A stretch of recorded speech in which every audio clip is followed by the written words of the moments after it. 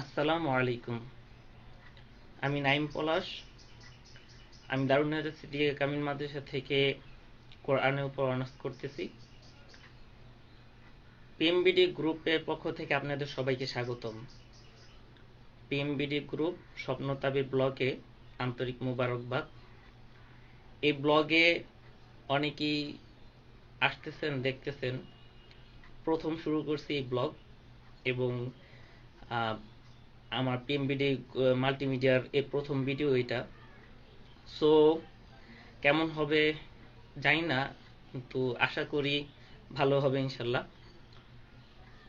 এই ভিডিওটা যে কারণে করা তা হলো, আপনারা যারা আছেন তারা অনেকেই বুঝবেন না, বা এত কথা লেখাও সম্ভব না, বা লিখলেও লেখা পড়লেও বুঝতে নাও পারেন যে কেন এই স্বপ্ন তাবির কি জন্য হয়, স্বপ্ন কি আসলে সত্যি কি মিথ্যা, স্বপ্নের মধ্যে ভালো খারাপ কি আছে কি নাই।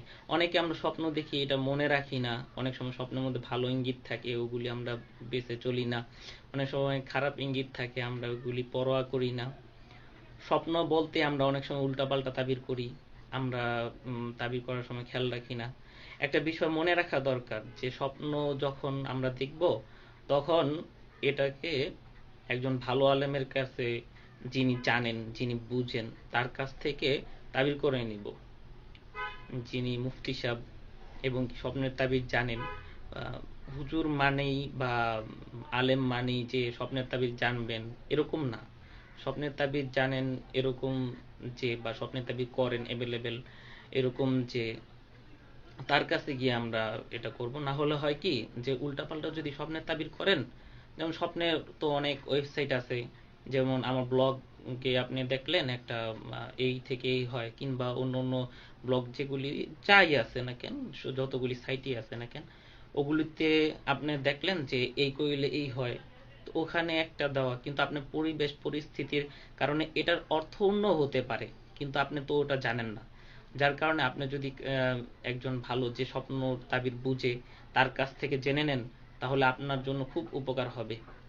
আর বিশেষ করে হলো যে অনেক সময় অনেক স্বপ্ন আমরা দেখি যেগুলি অনেক খারাপ লাগে, নিজের কাছে খারাপ লাগে। স্বপ্নটার অর্থ ভালো, কিন্তু এটার ব্যাখ্যাটা খারাপ হতে পারে। আবার স্বপ্নটা দেখছি খারাপ, কিন্তু এটার অর্থ ভালো হতে পারে। এই জিনিসটা কিন্তু আমাদের খেয়াল রাখা দরকার। আরেকটা বিষয়ে যে জিনিসটা আছে যে স্বপ্ন আমরা করি কি, যে যখন তখন বলা শুরু করি। স্বপ্ন আসলে যখন তখন বলা ঠিক না। স্বপ্নের একটা কিন্তু ধাঁচ আছে, ধারা আছে। ঠিক আছে, যেমন ফজরের পর স্বপ্ন তাবির করা সুন্নত। নবী করিম সাল্লাল্লাহু আলাইহি সাল্লাম উনি স্বপ্নে তাবির করতেন ফজরের পর। স্বপ্ন রাতে অবশ্যই স্বপ্নের তাবির করাটা ঠিক না। কারণ আমরা জানি যে স্বপ্ন তাবির রাত্রেবেলা এই কারণে করা ঠিক না, কারণ ওই সময় জিনরা চলাচল করে। বিশেষ করে মাগরিবের আগে, তো মাগরিব আগের যে 20 মিনিট সময় আছে, ওই সময় তো অবশ্যই স্বপ্নের তাবির করা ঠিক না। এই জিনিসটি আমাদের খেয়াল রাখা দরকার। আরো যে বিষয়গুলি আছে যে এই আমরা কার কাছে কিভাবে স্বপ্নগুলি বলবো। তো একজনের কাছে আমরা স্বপ্নগুলি বলবো, আবার যিনি শুনতেছেন তার এই জিনিসটা খেয়াল রাখা দরকার যে আমরা আগে দুরূদ শরীফ পড়ে নিব। কতবার দুরূদ শরীফ পড়ে নিব, কয়েকবার দুরূদ শরীফ পড়ে নেওয়ার পর আমরা দেন স্বপ্ন বলবো। এর আগে স্বপ্ন না বলাটাই উচিত। স্বপ্ন দুরূদ শরীফ পড়ে নিব। এবং কি দেখে গেছে যে স্বপ্ন তাবির যদি আমরা না করতে পারি, স্বপ্ন যদি না বুঝি, তাহলে আমরা তাবির করব না। বলবো যে এটা আল্লাহ মালুম, আল্লাহ তাআলা ভালো জানেন। আর যদি তাবির আমরা বুঝি, তাহলে বলবো যে হ্যাঁ, এই স্বপ্ন তাবির এই এই আপনার এই করতে পারে সামনে। অতএব হ্যাঁ, স্বপ্ন তাবির করার সময় কিছু কিছু জিনিস খেয়াল রাখা দরকার। তা হলো যে সবসময় পজিটিভ চিন্তা করা। সবসময় সবসময় স্বপ্ন তাবির শোনা মাত্রই পজিটিভ চিন্তা মাথায় রাখতে হবে। কারণ একটা স্বপ্ন নেগেটিভ, কিন্তু ওইটার পজিটিভ দিকও থাকতে পারে তার পরিবেশ পরিস্থিতির কারণে। আবার অনেক সময় আমরা দেখি কি, যে স্বপ্ন আহ, এমন একজন লোকের কাছে বলি, যে দেখি যে মুরব্বী, তার কাছে আমি ঠাস করে বলে দিলাম স্বপ্ন এই দেখছি। তা উনি তো আলেম না, তো উনি এমনি হয়তো বয়সে অনেক বড়, কিন্তু আলেম না, কিংবা স্বপ্ন সম্পর্কে জানেন না। উনি পরে একটা ঠাস করে তাবিজ দিয়ে ফেললো, তো আমরা পরে ওইটার উপরে ইনভলভ হয়ে যাই, ঠিক আছে? কিন্তু আদৌ কি ওই রকম ঘটবে কি না আমরা জানি না, পরে আমরা কি করি, ধোকায় পড়ে যাই। এই জন্য স্বপ্ন ব্যাখ্যা করার সময় সঠিক ব্যাখ্যাটা করা উচিত, ঠিক আছে? আর সঠিক ব্যাখ্যা নেওয়ার জন্য ওইরকম স্বপ্ন যারা বুঝে তাদের কাছে অবশ্যই যাওয়া উচিত।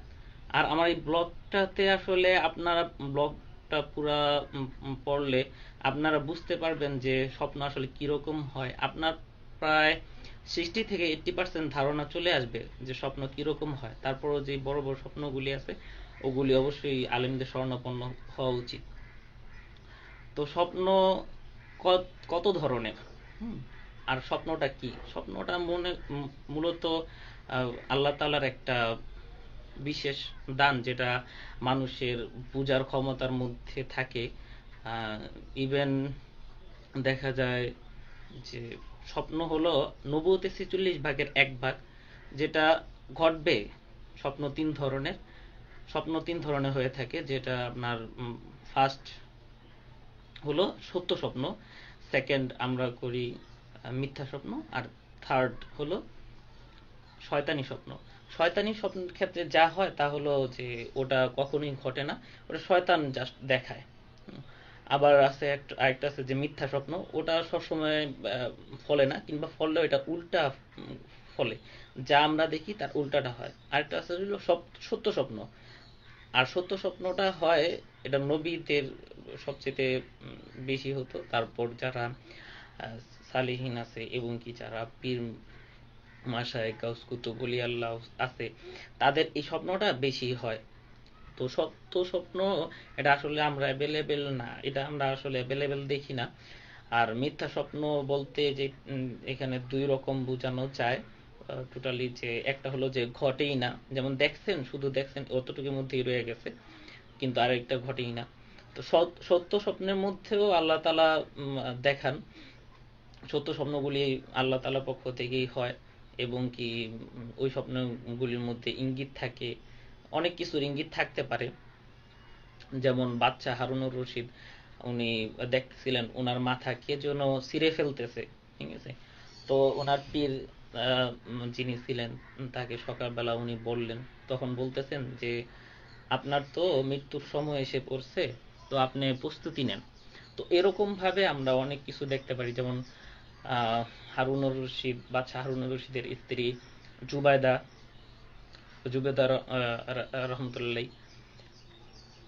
দেখেন একটা জিনিস কি, যে একটু আগে বলছিলাম না যে খারাপ স্বপ্ন দেখলেই যে তার অর্থ খারাপ হবে তা না, এখানে কিন্তু ওইটাই হয়েছে ওনার স্বপ্নে। কিরকম? জুবাইদা দেখলেন, জুবেদা রহমতুল্লাহ দেখলেন যে একদিন মানে তার কাছে সব মানুষ আসলো, মানে বিভিন্ন অঞ্চলের থেকে বিভিন্ন মানুষ আসলো, এসে তার সাথে সহবাস হচ্ছে। তো উনি এই স্বপ্নটাতে খুব ভয় পেয়ে গেলেন। আমরা যে কেউ এই স্বপ্নটাতে ভয় পাবো যে কি স্বপ্ন দেখলাম, সেই কিন্নায় মুখ নিচু করে ফেলছেন। তো ওই ক্ষেত্রে কি হলো, উনি এই স্বপ্নর তাবিরটা জানার জন্য খুব আগ্রহ হয়ে গেলেন, এবং কি বাদীকে পাঠালেন, ওই সময় যে কাজী ছিল স্বপ্নর যে তাবির করতো তার কাছে পাঠালেন।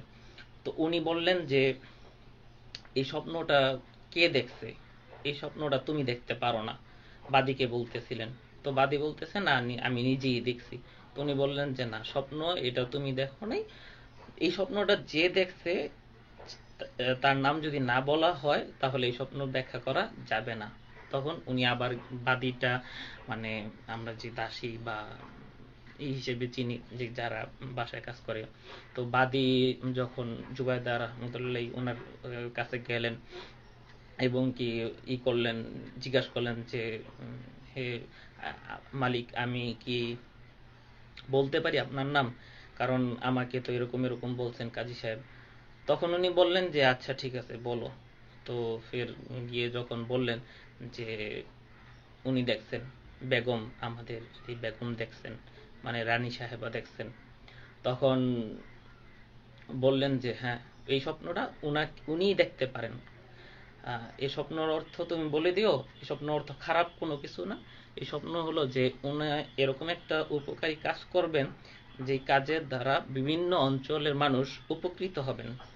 তো উনি কি করলেন, আমরা জানি যে মক্কা থেকে মদিনা যেই নহর গেছেন, নাম হলো নহরে জুবাইদা, এটা কিন্তু উনারই এই তৈরি, ঠিক আছে। তো এরকম দেখা গেছে যে অনেক খারাপ স্বপ্ন আছে যেগুলি আমরা কি করি, ভীত হয়ে যাই, কিন্তু এগুলি ভীত হওয়ার কিছুই নাই। কারণ হলো যে এখানে অনেক সময় দেখে যে হ্যাঁ ওর সাথে জিনা হয়ে গেল বা হলো, এখানে বোঝানো হইতেছে যে ওইটার মহব্বত, ঠিক আছে।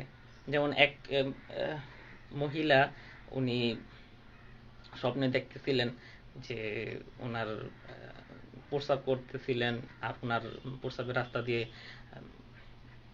7টা কোরআন শরীফ বাইর হয়েছে। তো তিনি খুব নির্লজ্জ হয়ে গেলেন, মানে একবারে পুরো লজ্জায়, তার ঘৃণায়। তো এই স্বপ্ন কার কাছে বলবেন, কার কাছে বলবেন, এরকম একটা অবস্থা হয়ে গেল। তো যখন এই স্বপ্ন তাবিজ জানার জন্য শিরিন রহমতুল্লাহ ওনার কাছে গেলেন, ওনার স্বামী, তখন উনি বললেন যে আপনার স্ত্রীর 7টা কোরআনে হাফেজ সন্তান হবে, ঠিক আছে। এই ওইটাই উনি দেখছেন যে প্রস্তাব করতেছিলেন আর 7টা কোরআন ভাইসে যেতেছিল। তো আমাদের এখানে এই জিনিসগুলি কিন্তু লক্ষ্য রাখা দরকার, যে স্বপ্ন খারাপ দেখলেই স্বপ্ন খারাপ হয় না, হ্যাঁ, স্বপ্ন কিন্তু ভালো হতে পারে। এই জিনিসগুলি আমাদের লক্ষ্য রাখা দরকার। আর যে বিষয়গুলি আছে, অনেক সময় ভালো স্বপ্ন দেখি, ওগুলো কিন্তু হতে পারে। যেমন আমরা দেখলাম গরমকালে দেখতেছি যে আমাদের ঘরে আগুন লাগছে। তো ওই ঘরে আগুন লাগা মানে এখানে দুইটা জিনিস বোঝায়। এক, হয়তো ঘরে আগুন লাগতে পারে সঠিক, কিংবা কাইজা ঝগড়া হতে পারে, মানে অনেক ঝগড়াঝাটি হয় না, তো ওই ঝগড়া হতে পারে। তো ওই দিকে খেয়াল রাখলে, আর যদি আল্লাহ তাআলার কাছে আমরা পানা চাই, তাহলে এইগুলি থেকে মুক্ত থাকতে পারি। অনেক সময় দেখা গেছে যে আমরা আকাশে উড়তেছি, তা আকাশে উড়তেছি, এটা তো খুব ভালো স্বপ্ন, তাই না? কিন্তু আকাশে উড়তেছি, উঠতে উঠতে উঠতে উঠতে আর ফিরে আসলাম না। তো বোঝা গেল কি, বোঝা গেল আমার মৃত্যু নিকটবর্তী, আমি মরে যাব। এরকম ভালো অনেক স্বপ্নগুলি আছে যেগুলি অর্থ কিন্তু অন্যরকম হতে পারে। এগুলি আসলে সঠিকভাবে আলেমদের কাছ থেকে জানা দরকার।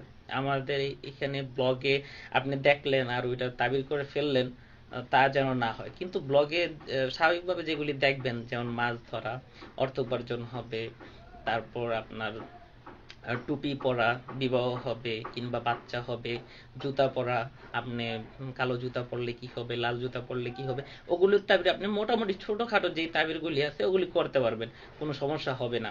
কিন্তু বড় বড় যে তাবিরগুলি আছে, অবশ্যই অবশ্যই এগুলি নিয়ে আলেমদের শরণাপন্ন হবেন। যাই হোক, এটা আমার ফার্স্ট ভিডিও। আমি পিএমবিডি গ্রুপে আপনাদের সবাইকে আবারও স্বাগত। আমি জানি না এই ভিডিওটা কেমন হয়েছে। যদি কারো কাছে আমার এই ভিডিওটা ভালো লাগে, তাহলে অবশ্যই আমার চ্যানেলকে সাবস্ক্রাইব করবেন। এবং কি আমি আশা করব যে আমার ব্লগ, স্বপ্ন তাবির ব্লগে ঘুরে আসবেন। এবং স্বপ্ন তাবির ব্লগের নিচে অবশ্যই আমার ব্লগও দেওয়া আছে, পিএমবিডি গ্রুপের ব্লগ, ওখানেও আপনাদেরকে আমন্ত্রণ, ঘুরে আসবেন। যদিও কাজ চলতেছে, ঘুরে আসতে তো দোষ নেই। আর বিশেষ করে আপনাদের সবার কাছে একটা রিকোয়েস্ট থাকবে যে আমার এই স্বপ্ন তাবির ব্লগটা আপনারা সবাই আপনাদের উপকারের জন্য, আপনাদের উপকারের জন্য, আমার উপকারের জন্য নয়, আপনাদের উপকারের জন্য আপনারা এটা বুকমার্ক করে রাখবেন, ঠিক আছে? কারণ এটা আপনাদের সব সময় কাজে লাগবে। বিশ্বাস করেন আর না করেন, বিলিভ অর নট, আপনাদের সব সময় কাজে লাগবে। আমি এই আশাবাদী। আজকে এই ভিডিওটা শেষ করতেছি, পরের নেক্সটে আপনাদের সাথে অবশ্যই অবশ্যই দেখা হবে। আর স্ক্রিনে আমার ভিডিও ফোন নাম্বার থাকবে, যদি না থাকে আমার চ্যানেলে ফোন নাম্বার আছে। গুগলেও আমার নাইম কলার দিয়ে সার্চ করলে প্রথমেই আমার গুগল প্লাস অ্যাকাউন্টটি পাবেন, ফেসবুক অ্যাকাউন্টও পাবেন, ওখান থেকেও আপনারা আমার ফোন নাম্বার জোগাড় করতে পারবেন। তারপর আমি এই ভিডিওর নিচে আমার যে অফিসিয়াল ফোন নাম্বার, ওটি আমি দিয়ে দিব। একবার বলে দিই, তাই না? 017-514-68514। তাহলে সবাইকে ধন্যবাদ। আশা করি আপনারা ভালো থাকবেন এবং কি আমার জন্য দোয়া করবেন, খুব করে আল্লাহ তাআলার কাছে দোয়া করবেন যেন আমি যেন ইসলামের কোনো বড় একটা খেদমত করতে পারি, ঠিক আছে? অতি নগণ্য একজন মানুষ। সবাইকে মোবারকবাদ। আসসালামু আলাইকুম।